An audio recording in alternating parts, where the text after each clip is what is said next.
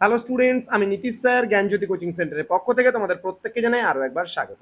তো স্টুডেন্টস, আজকে আমি তোমাদের সঙ্গে যে বিষয়টি নিয়ে আলোচনা করবো সেটা হচ্ছে সিবিসিএস ফিফথ সেমিস্টারের ডিএসই নতুন সিলেবাসের যে পলিটিক্যাল সায়েন্স রয়েছে সেই পলিটিক্যাল সায়েন্স নিয়ে আজকে ক্লাসটিতে আলোচনা করব।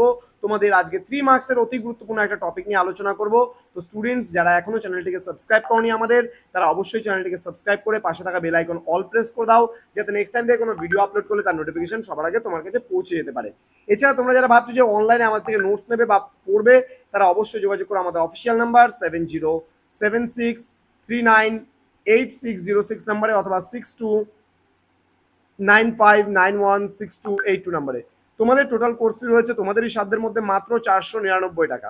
তো দেরি কিসের, আজই যোগাযোগ করো আমাদের জ্ঞানজ্যোতি কোচিং সেন্টারে। পুরো 4টা সাবজেক্টের পুরো কমপ্লিটলি নোটস পাচ্ছ মাত্র 499 এর বিনিময়ে। চলো শুরু করছি আজকের ক্লাসটি। ASEAN, আসিয়ান, টিকা লেখো আসিয়ান, 3 মার্কসের জন্য খুবই গুরুত্বপূর্ণ প্রশ্ন। দেখো, আসিয়ান এর পুরো কথাটি হলো association of south east Asian Nations, অর্থাৎ দক্ষিণ পূর্ব এশিয়ান অ্যাসোসিয়েশন নেশন বাংলায় বলা হয়। এটি কি? এটি হলো একটি আঞ্চলিক সংস্থা এশিয়া প্যাসিফিকের উত্তর ঔপনিবেশিক রাজ্যগুলির মধ্যে ক্রমবর্ধমান উত্তেজনার মাধ্যমে রাজনৈতিক, অর্থনৈতিক ও সামাজিক উন্নয়নের স্থিতিশীলতা প্রচারের উদ্দেশ্যের জন্য প্রতিষ্ঠিত হয় কিন্তু এই সংস্থাটি। বেশ কয়েক দশক ধরে দক্ষিণ পূর্ব এশিয়ার দেশসমূহের প্রাকৃতিক সম্পদের সুষম ব্যবহার, অর্থনৈতিক কাঠামো পরিকল্পনা, অর্থনৈতিক সামাজিক গতিশীলতা এক বিশাল স্থান দখল করে আছে। আসিয়ান প্রতিষ্ঠিত হয় 1967 সালে 8ই আগস্ট থাইল্যান্ডের রাজধানী ব্যাংকক ঘোষণার মধ্যে দিয়ে।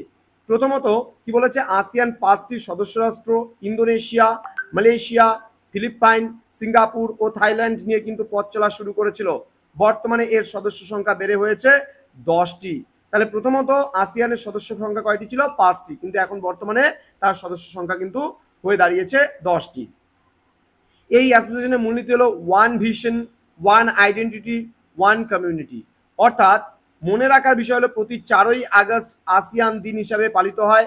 যেহেতু এই দিনটি আসিয়ান কিন্তু 8ই আগস্ট, প্রতি বছর 8ই আগস্ট দিনটি কিন্তু আসিয়ান দিবস হিসেবে পালন করা হয়। অর্থনৈতিক দিক থেকে বিবেচনা করলে আসিয়ানকে কি বলা হয়? আসিয়ানকে বলা হয় রাইজিং ড্রাগন।